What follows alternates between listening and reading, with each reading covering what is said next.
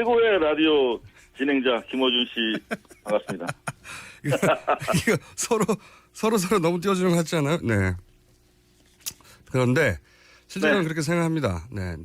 상금은 없는데 누가 뭐래도 오래 기자 이상호 기자. 이게 7시간 성형수술의 의혹 제기가 점점 구체화되어 가고 있어요. 그죠? 어제 주사 아줌마라는 말이 나왔는데 예. 저희가 2달 전인가요? 네. 김어준의 빠빠이스 가서 저희가 야매 아줌마라는 얘기를 했었죠. 네네네. 예, 야매를 좋아하신다. 네네. 그런 얘기를 했었는데 또 야매보다는 좀 점잖은 말로 이렇게 주사 돼서 아줌마가 보도가 됐더라고요. 네네. 등장을 했고 성형시술의 의혹도 점점 짙어지고 있어요. 네. 진작부터 주장했던 반대 이상호 기자가 자 홈런을 여러 번 그때는 몰랐는데 홈런으로 확인되어 가는 중인 여러 보도를 했고 근데 이제 그거하고 비교할 수 없는 정도의 큰 홈런이라고 저는 보여지는 이 최재석 씨 관련 인터뷰를 오래전에 했었고 그리고 네. 여러 가지 이야기를 직접 들었지만 그동안 기사하지 못하셨어요. 그죠? 확인 가능한 부분에 대해서 먼저 했고요. 네. 이게 워낙 무시무시한 얘기들이 많아가지고. 그러니까 알아도 보도 못하는 거 있거든요. 정말. 그러니까요. 네. 우리가 좀 그런 게 있잖아요. 너무 무서웠어. 오촌 살인 사건 관련해서도 네. 아는 건 아직도 여전히 많은데 다 말을 못하고 있어요. 그러니까요. 그 심정은 제가 압니다. 요거 잘못 말했다가 나 사라질지도 몰라 이런 거 있거든요. 그러니까.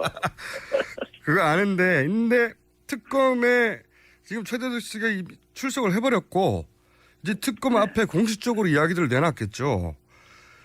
사실은 특검을 제가 2번에 걸쳐서 이제 조력자 입장에서 면담을 했고 네. 그때 최재석 씨로부터 우리가 취재한 내용들 중에 보도한 거 그리고 보도 안 했는데 중요한 거 다 전달했지 않습니까 특검에. 네, 전달을 다 했어요. 그래서 특검이 보고 싶다. 네, 특검이 그걸 보고 최재석 씨를 불러야 되겠다 해서 부르게 된 거죠. 그래서 이제 전화번호 서로 교환시켜주고 네네. 그래서 이제 어제 드디어 들어갔는데 7시간 만에 나왔더라고요. 그러니까 이상호 기자로 인한 말로 홈런으로 예정되어 있으나 아직 홈런으로 판정되지 않고 공중에 떠 있는 볼. 네. 그런데 자 이것이 말로 홈런으로 강준석에 떨어질지 제가 몇 가지 질문을 좀 드려볼게요. 아마 최재석 씨 네네. 수사 결과를 특검이 발표할 수도 있고 아닐 수도 있고 한데 네네. 안 할지도 모르니까 먼저 특검의 네. 수사 내용이 뭐였는지 좀 여쭤보고 싶은 게 우선 간단하게 어떻게 만났는지 먼저 말씀해 주시고 그리고 최 씨 일가의 부동산 규모가 네. 최태민 씨의 친아들이니까요. 어느 정도 수준인지 알고 있는지도 좀 말씀해 주시고 먼저. 예, 알겠습니다. 네, 뭐 부동산, 동산 뭐 이런 거 다요. 예. 예. 싹 말씀드리겠습니다. 제보가 뭐 상당히 다양하게 많이 오는데 네. 최태민 씨 아들이 어디 있다는 거예요. 충청도에. 네. 근데 사뭇 구체적이라서 그냥 꽉 날 거라고 생각하고 내려갔는데 네네. 공장이에요, 공장. 근데 아무도 없는 거예요.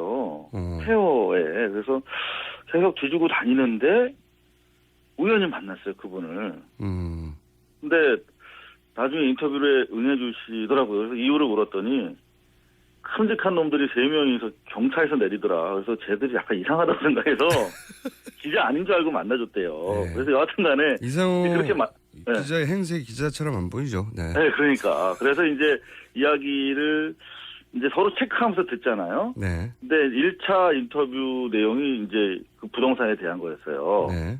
그러니까 93년 10월, 최태민이 94년 5월에 사망한 걸로 돼 있는데 네. 7개월 전에 그 자신의 아버지가 그러더라는 거야. 이 돈을 이제는 그분한테 돌려줘야겠다.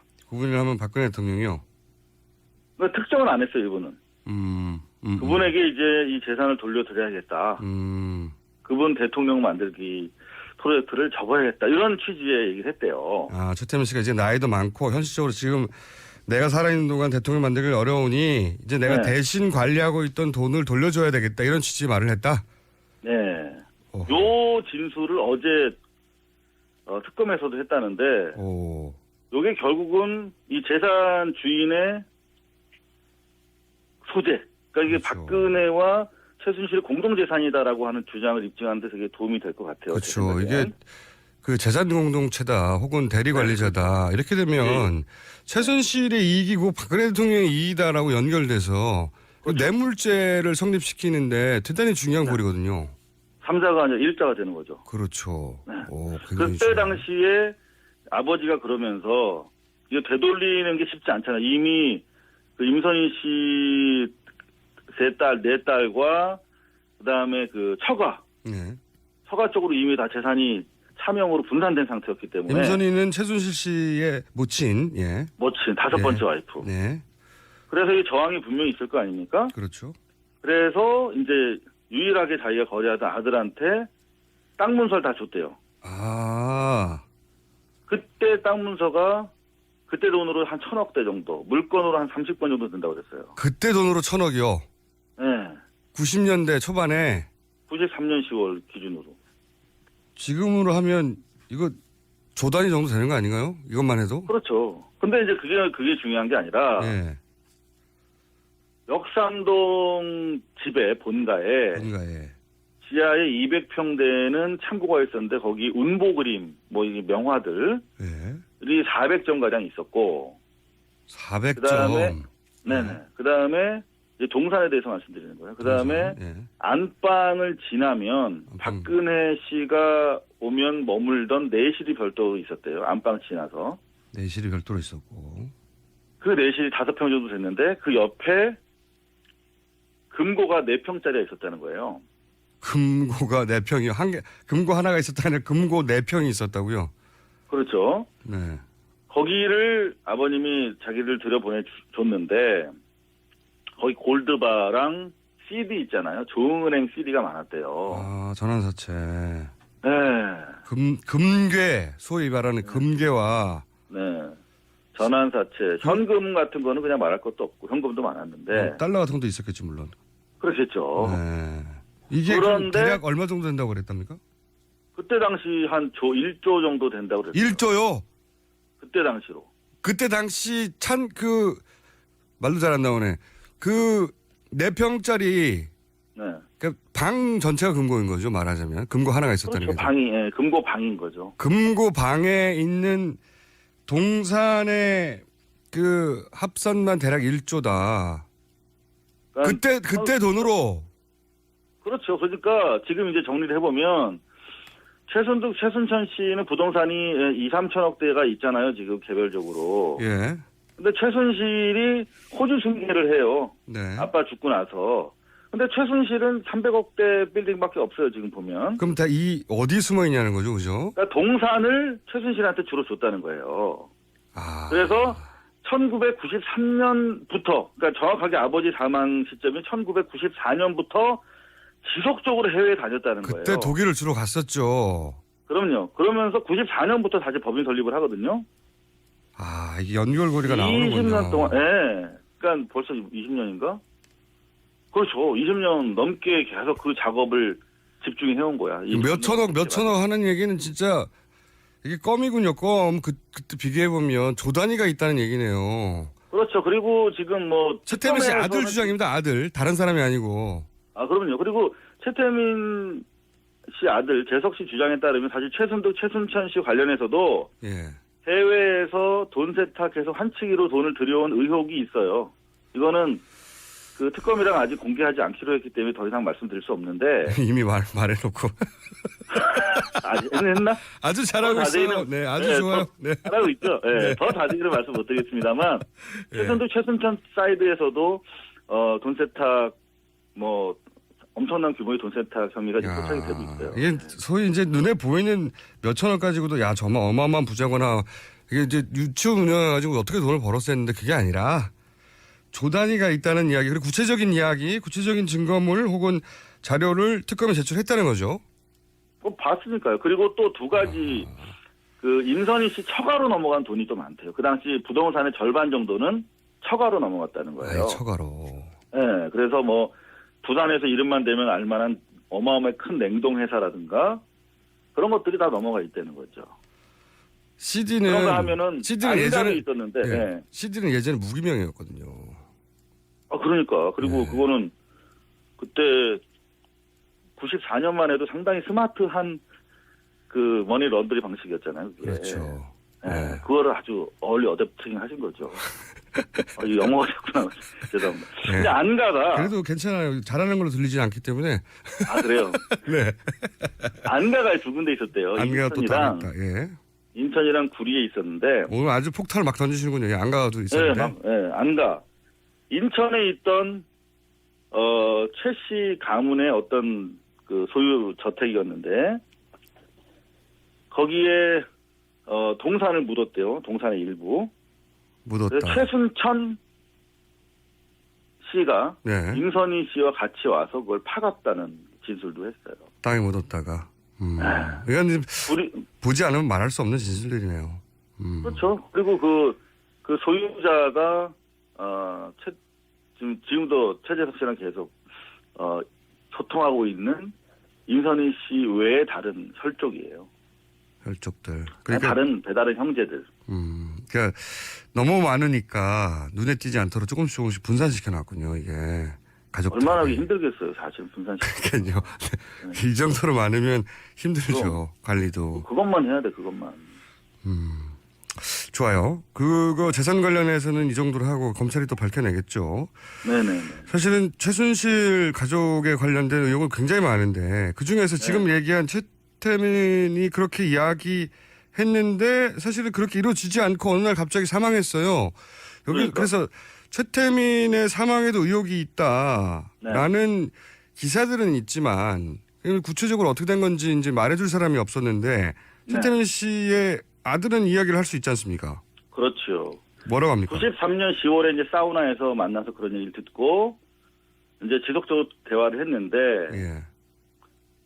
이분은 최태민 씨가 타살됐다. 그러니까 돈을 돌려주겠다라고 하는 거를 눈치채고 누군가가 살해했다. 아마 우리 김어준 씨도 알겠지만 이쪽 동네를 취재하다 보면 이상한 죽음이 많아요. 의문사가. 많죠. 네, 그래서 요 부분에 대해서 구체적으로 취재를 해봤는데 예. 아무래도 고발을 해야 될 것 같아요. 살인 혐의로. 아, 그 정도 정황이 나오고 있습니까? 네, 정황이 아니라 팩트들이 나온 게 몇 가지 있는데 간단하게 보고를 드리면 네. 지금 최순실 씨가 이제 호주 승계를 하면서 이후 언론 인터뷰를 한단 말이에요. 우먼 센스랑. 네. 그래서 아버지는 94년 5월 1일 아침 8시 30분에 집에서 돌아가셨다. 예. 세브란스 병원에서 장기 입원하던 만성 신부전이 악화돼서 돌아가셨다. 이렇게 돼 있단 말이에요. 네. 그래서 저희가 세브란스 병원에서 떼어봤어요. 의료 기록을. 예. 그랬더니 경쾌한 상태로 퇴원했어. 아주 건강하게. 악화되지 않았어. 네, 그리고 3월 28일, 3월 30일 사망하기 한 2달 전까지 외래 기록지를 보면 그냥 이분이 무릎 통증을 좀 호소하셨어요. 무릎 통증으로 외래 다닌 것밖에 없어. 그리고 건강했다. 한마디로 말해서. 네, 뭐 물론 뭐 노인이시니까. 네. 근데 대체로 건강했고 세브란스 병원은 사망 진단서를 교부한 바가 없어요. 오. 근데 이러던 와중에 중요한 제보자를 또 만났어요, 저희가. 그러니까 대한민국에서 되게 유명한 호텔이에요. J호텔의 H 회장님이에요. 처음 밝히는데. 매체 보면 몇 명 나올 거야. 근데 네. 이 회장님한테 들었어. 오. 당시에 5월 1일 날 돌아가시지 않았다는 거예요. 5일 날 돌아가시지 않았다. 네, 4월 18일 날 돌아가셨대. 저희가 뭐 삼성그룹도 약간 비슷한 현상이 있는데 재산 정리 문제 때문에 아하. 사망 신고를 안 했다는 거예요. 사망 신고를 안 했다. 네, 그리고 실제로 5월 1일 날 집에서 사망하셨으면 119를 부르던가 경찰을 불러야 되잖아요. 네. 저희가 근데 박주민 의원실이랑 같이 경찰청에 확인해 보니까 변사 신고도 안 돼 있어. 119에도 접보가 안 돼 있어요. 사망 일자도 다르고 사망 진단서 네. 끌어준 적도 없고 그리고 사망과 관련한 신고도 없고 네네. 그리고 그 전에는 최태민 씨가 아들 최재석 씨를 불러서 이 돈을 돌려줘야 되겠다고 한 일이 있고 그런데 그 일이 있은 후에 이런 식의 이상한 죽음을 맞이했다. 건강한 사람이었는데. 참 김어준 씨 정리 참 잘하시네요. 그러게요. 저도 훌륭하다고 네. 생각하고 이제 깔끔하게 정리가 돼요. 서로 닭살 돋으니까 그만 칭찬을 그만하고. 그래서 예. J호텔 H 회장님 말씀에 따르면 예. 자기는 5월 1일 전에 매장되는 걸 봤다는 거예요. 하하. 5월 1일 날 신고했는데 5월 1일 이전에 매장되어 버렸다. 예. 그리고 매장 중요한 위치도 건 정확하게 뭐냐면, 아나요? 그게 용인에 있는 그 땅이에요. 김창경 씨 땅.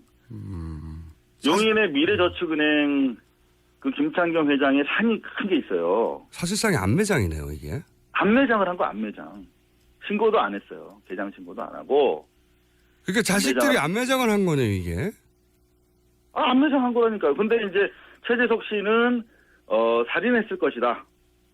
라고 보는 거고, 일단 아빠가 집에서 돌아가시는데 경찰 신고도 안 하고 119도 안 부르는 게 이상하잖아요. 말도 안 되죠. 마치 최소한 죽이거나 죽기를 기다렸던 것처럼. 그리고 안매장한 상태에서 나중에 뒤늦게 사망 신고는 또 7월 1일 날 해요. 왜냐하면 사망 진단서를 받을 수 없으니까. 야, 이거 정말 이상한 정황 맞네요. 그죠? 가족들이, 딸들이 그 아버지가 그렇게 모든 재산들을 만들어준 그 아버지가 가정을 이끌어가던 아버지가 갑자기 돌아갔어. 그런데 지금 이런 정황이다. 이거는 의심하지 않으면 바본 거죠. 예. 그 재밌는 게 하나 있어요. 네, 어떤? 박근혜 씨는 사망 전까지 최태민의 이른바 그 내실, 안방 넘어 내실에 들어와서 일주일에 한두 번씩 와서 하루 종일 머물다 갔다고 돼 있어요. 박근혜 대통령이 당시에 그 금고방에 들어가서 머물다 갔다고요? 그럼요. 자기 재산을 확인하고 갔네요. 만약 이 주장이 사실이면?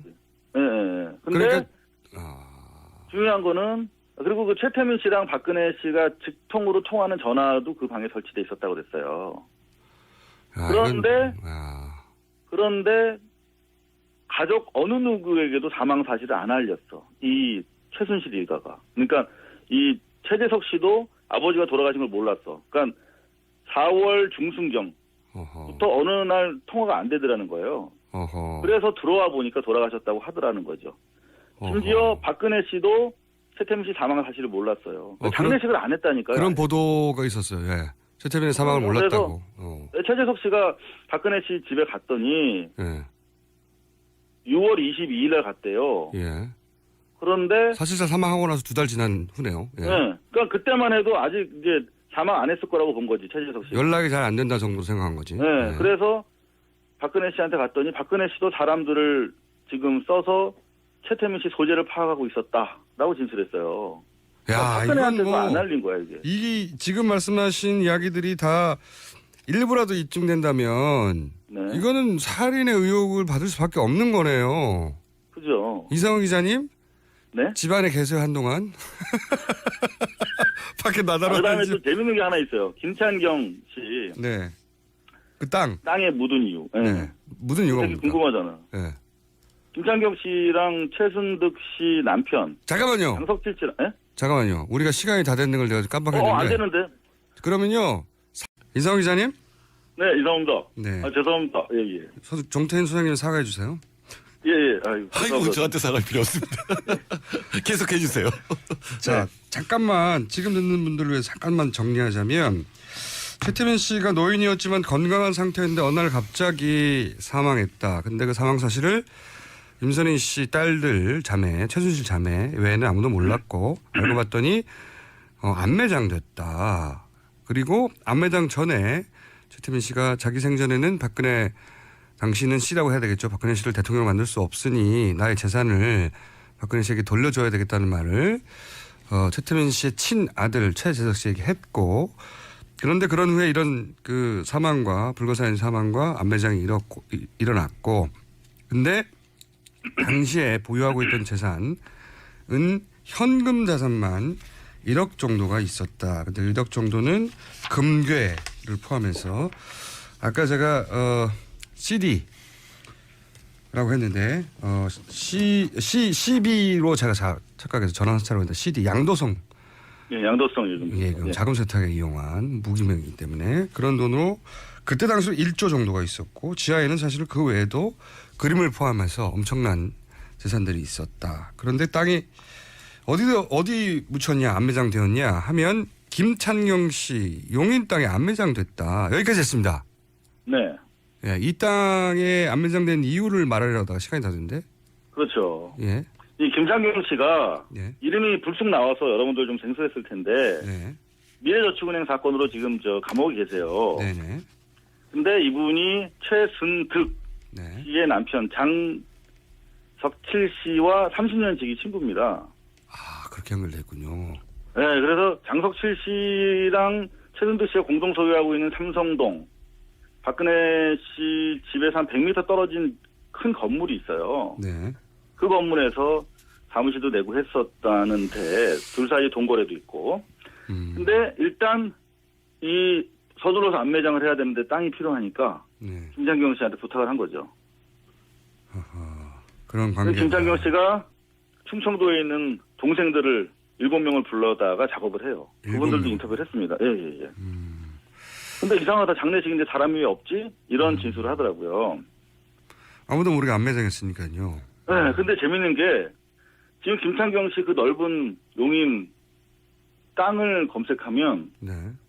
김창경 씨와 공동 소유자가 한 사람 나와요. 누굽니까? 최순실 씨입니다. 야.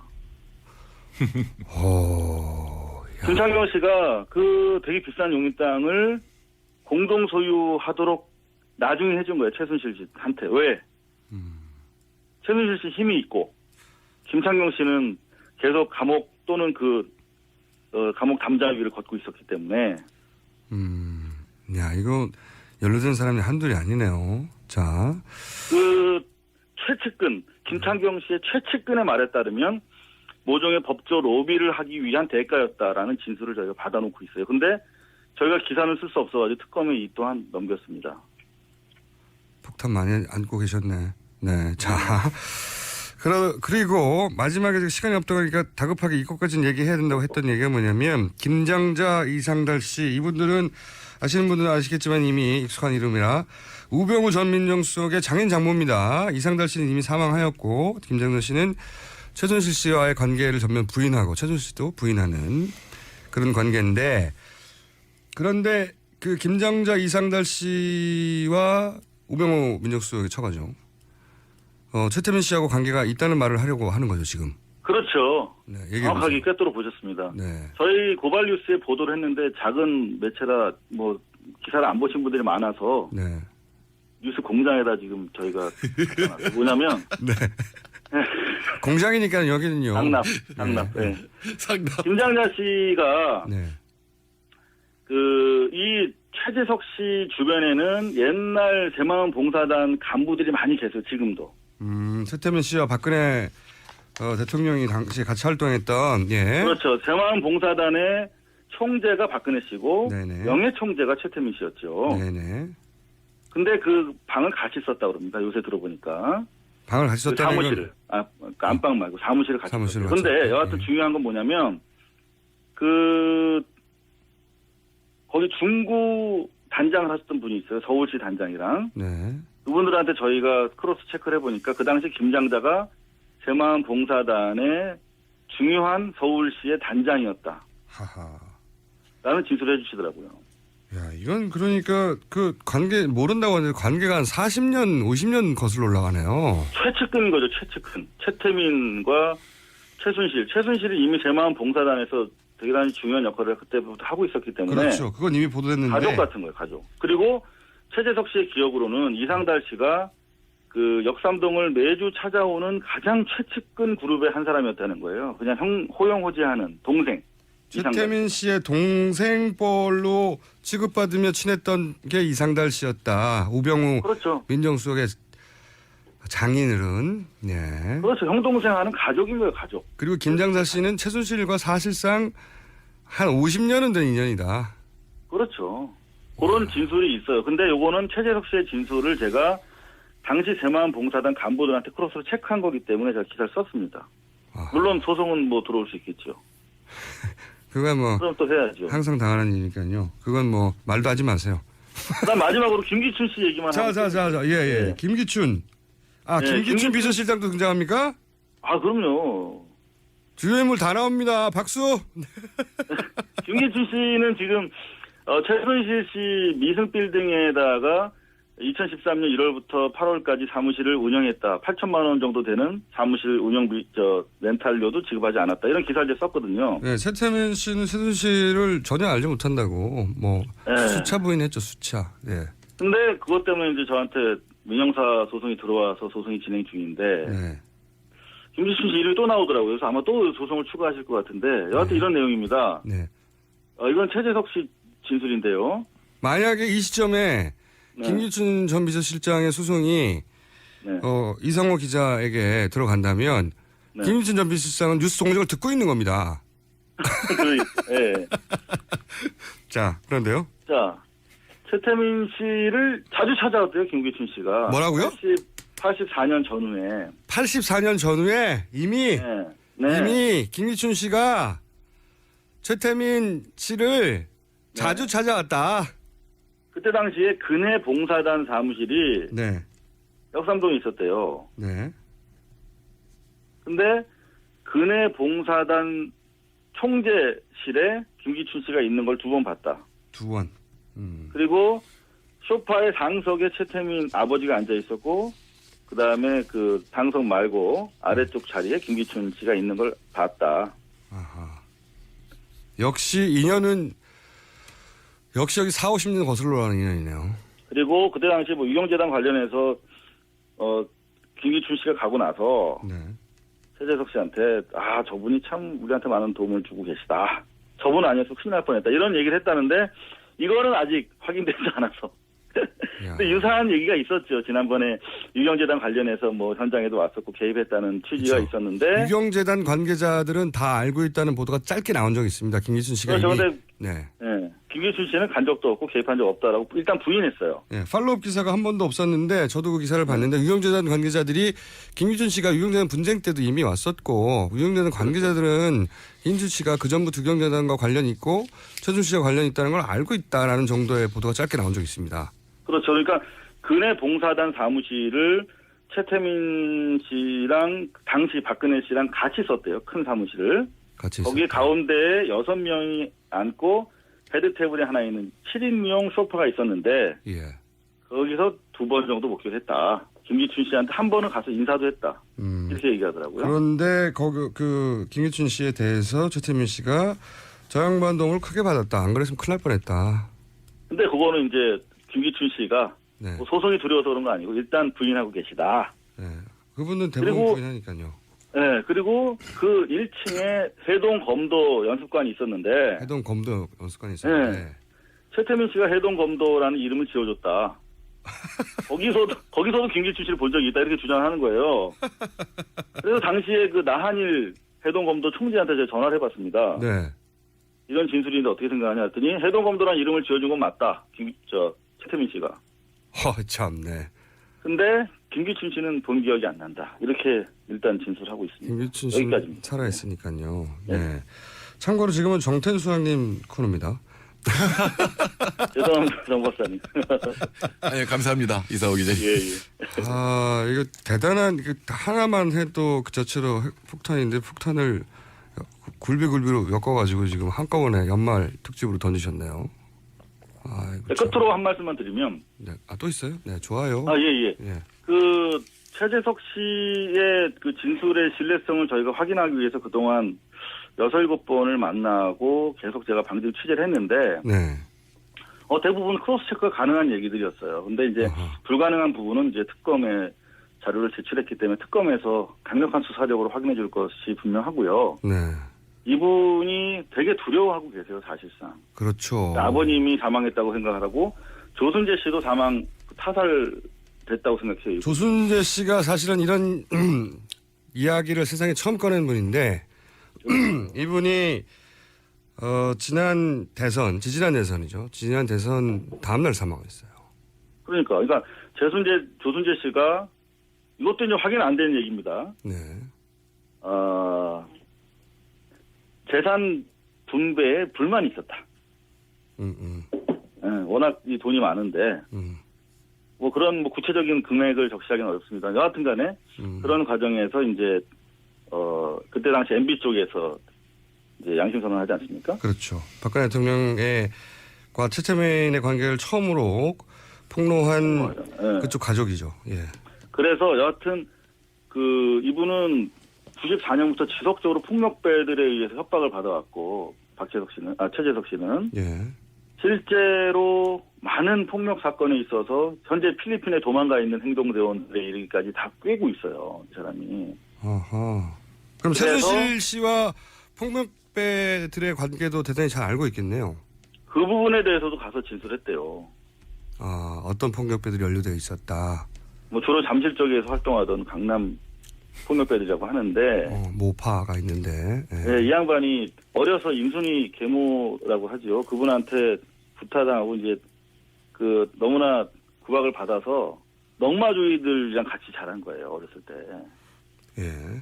그래서 이제 이른바 업계 분들의 계보를 좀 알고 있더라고요. 여하튼 그런 좀 위험한 상황이기 때문에 좀 신변 보호가 있어야 되지 않을까 그런 생각도 있고 이분 입장에서는 진실을 밝히려고 해도 워낙 저쪽이 이제 강고하기 때문에 그동안 못 밝혔다. 그런데 이번에 이제 특검에 넘어가게 된 계기는 최순실 일가로부터 돈을 완전히 뺏어야 끝난다. 애들이 힘을 못 쓴다. 음. 그래서 정의는 뭐 자기가 위험하긴 하지만 어떤 기여를 해야 될 것 같다 해서 이제 특검에 나가게 됐는데 반드시 이번 기회에 좀 저희 국가 재산이거든요. 다 돈이. 결국은 그렇죠. 상수하는데 자기 일조하겠다. 뭐 이런 얘기도 밝히고 다녀왔다고 합니다. 수십 년을 기다려서 드디어 이제 공식적으로 검찰 앞에서 진술을 했군요. 그렇습니다. 예. 그 전까지는 겨우 이상호 기자만 만나다가 그러게 말입니다. 이제 뭐 경차 내려가지고 기자 아닌 줄 알고 얘기해줬다는 거 아닙니까? 덩치 보고. 네. 아무 딱지도 안 붙어 있고 차에. 그렇죠. 무슨 언론사면 뭐 언론사 딱지도 붙고 그래야 되는데 왜 아무 차에 내려가지고. 네. 아유, 그랬습니다. 예. 한 해 동안 우리 뉴스 공장 청취해주셔서 감사하고요. 또 내년에 불러주시면 다 털겠습니다. 네. 자, 여기까지가 다 나온 게 아니고 이제 얼개만 말씀하신 걸로 알겠고. 네. 네네. 이상호 기자님 고생하셨고요. 한 해. 그러면 이야기가 좀 더 구체화되기 시작하면 그냥 현장에 한번 여기 스튜디오를 현장이라고 합니다. 저희는 현장 한번 예. 출동하시죠. 네. 네, 불러주시면 넘어가겠습니다. 네. 네. 그러면 들어가.